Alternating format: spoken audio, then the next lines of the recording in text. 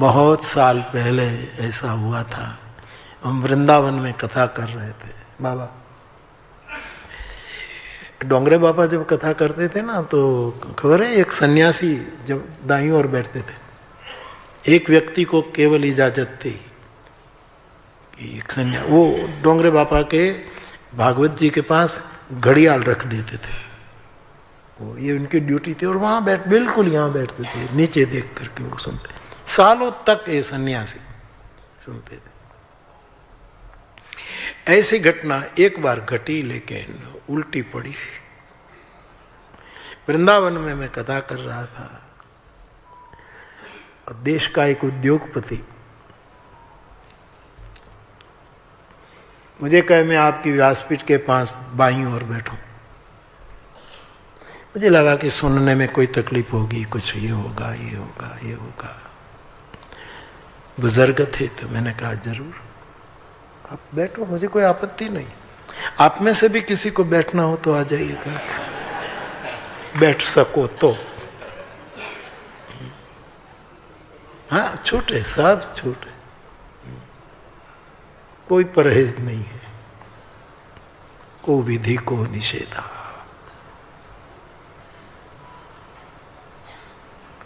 तो बैठते बूढ़े थे, मैं तो अभी उसको याद करूं तो देखता हूँ, किशन और ये सब जानते और अच्छे ढंग से कथा। और मुझे वो कहते, चिट्ठी लिखते, बापू भरत के बारे में कुछ और सुनाइए, भरत जी के बारे में कुछ और सुनाइए। बड़े रसिक थे, अवश्य मेरे श्रोता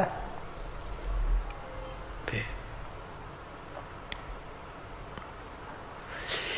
कथा हो गई, फिर उसके दिमाग में खबर नहीं किसी ने क्या भरा हो, और ये बूढ़ा मेरे विपरीत हो गए।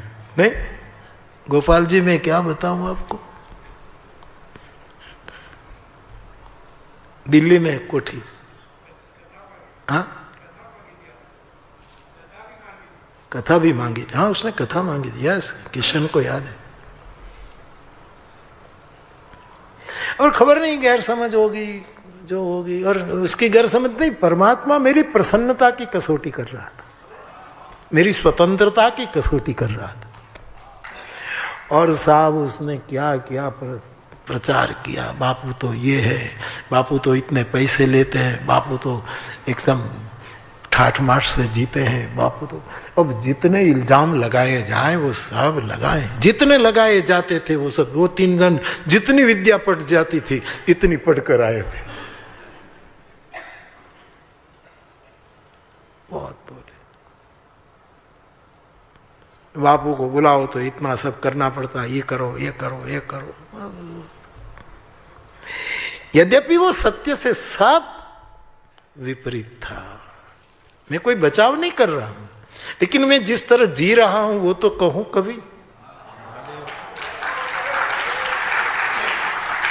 तो कितना अक्षय, बहुत विलास में जीते हैं साहब। ऐसा खाना बनाओ तो ही खाते हैं। आम की सीजन न हो तो स्विट्जरलैंड से आम मंगवाओ। ले अब कहाँ स्विट्जरलैंड मैं और હું તમારી પાસે લીંબુ ન માંગુ, લીંબू नींबू न, तुम क्या दे सकते हो।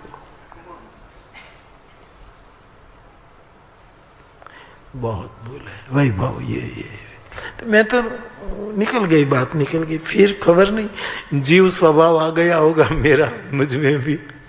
तो एक कथा में मैंने उसके खुलासे किए थे कि हाँ मैं पृथ्वी पर सोता हूं, ये मेरा वैभव है। मैं 2-3 चीज खाता हूं, वो मेरा वैभव है। मैं 1-2 काष्ठ के पात्र में भिक्षा करता हूं, वो मेरा वैभव है। मैं 3-4 पैर खादी के कपड़े पहनता हूं, वो मेरा वैभव है। मैं किसी से 1 पैसा भी जिंदगी में नहीं लेता। कई लोगों के मन में अभी भी गैर समझ है कि बापू अर्थ के लिए कथा, तो बड़े बड़े जजमान को पकड़ते हैं और कथा उसको देते हैं, और खबर नहीं क्या क्या दक्षिणा लेते। कोई मेरा यजमान बता तो दे कि कथा का 1 पैसा जिंदगी में कभी नहीं। हाँ पहले लेता था, जरूर लेता था, लेकिन युग बीत, सदियां बीत गई साहब, शताब्दी बीत गई। किसी से कुछ नहीं लेते। मेरे साथ जो विचरण में होते हैं ना साहब, कभी पधरामणी करने गए तो ये हमारी पधरामणी, उसके लिए कोई खर्चाल नहीं होती। पूरा दिन विचरण तो लगभग 50,000 का खर्चा हमको होता है, क्योंकि सबको हम 500-500 रुपया देते।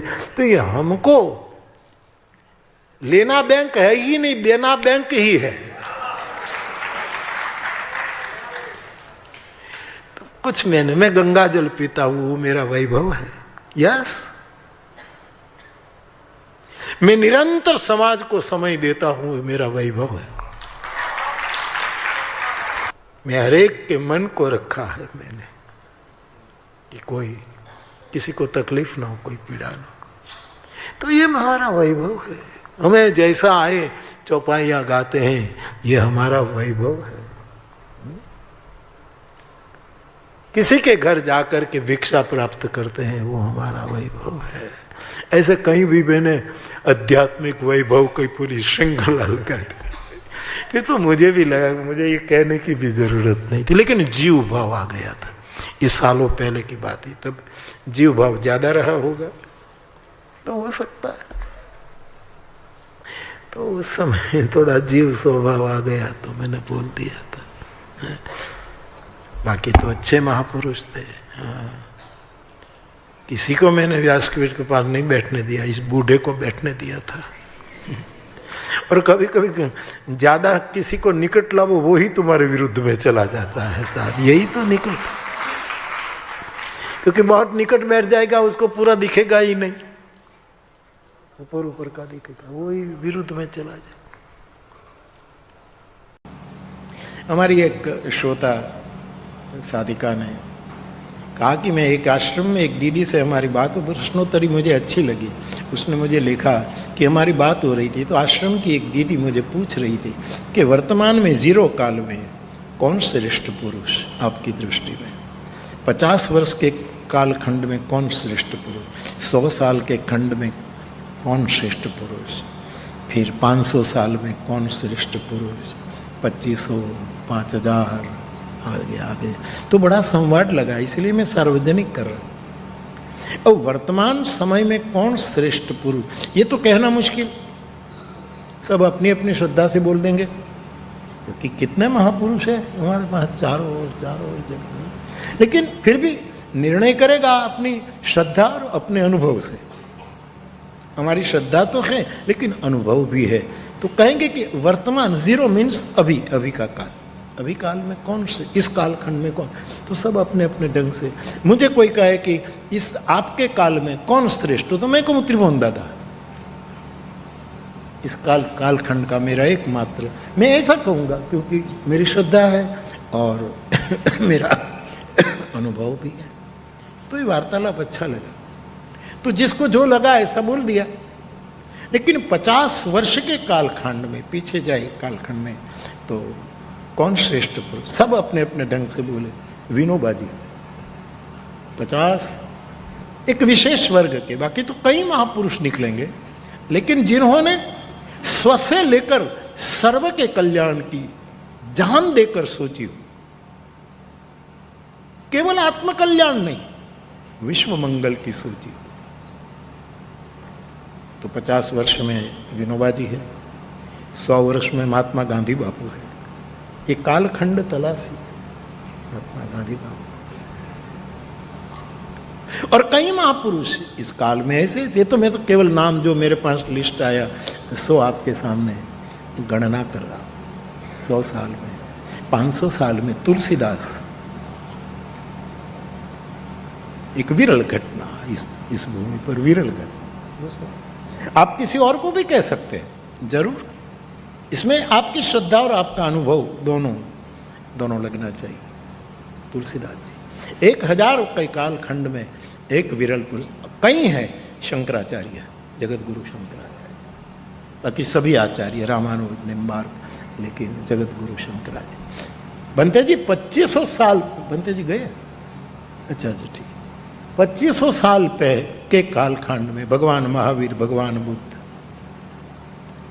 विरल घटनाएं, श्रेष्ठ पुरुष दिए जगत में।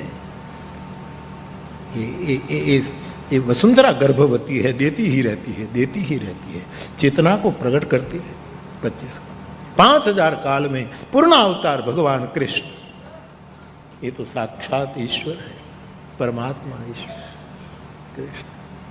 उससे आगे जाओ तो राम, फिर काल छोटा पड़ जाएगा। विद्वान भले काल की गणना करे कि इतनी साल, इतनी साल, इतनी साल, इतनी साल, लेकिन राम भी अवतार लेंगे तो काल की सीमा में होगा। यद्यपि वो कालातीत है, लेकिन अवतार हमारे जैसा मनुष्य बनकर आते तो फिर उसके भी एक यहां से यहां तक उसके, जैसे कृष्ण 100-125 साल। तो ऐसे कालखंड में यदि हमें बुद्धता का दर्शन करे तो अनादिकाल सबसे परा, सबसे विरह, इससे आगे कोई नहीं। आदि अनादि काल का श्रेष्ठ तत्व है भगवान महादेव,